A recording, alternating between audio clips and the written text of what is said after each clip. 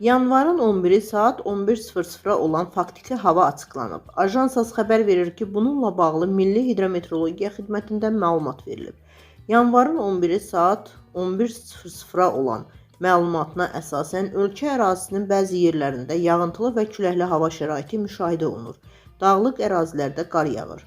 Yağan qarın hündürlüyü Zaqatalada 27, Qaxda 15, Qubada 11, Qusarda 8, Gədəbəydə 4, Sədərəkdə 3, Şaxda Daşkəsəndə 2, Xaltan Şəkidə 1 sm-dir. Bir sıra ərazilərdə şimal-qərb küləyi əsir. Küləyin maksimal sürəti Bakıda və Abşeron yarımadasında 21, Mingəçevirdə 18, Qobustanda 16 metr/saniyədək güclənir.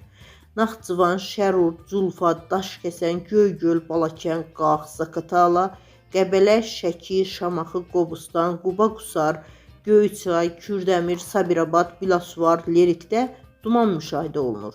Görünüş məsafəsi 500 metrədək məhdudlaşacağı gözlənilir.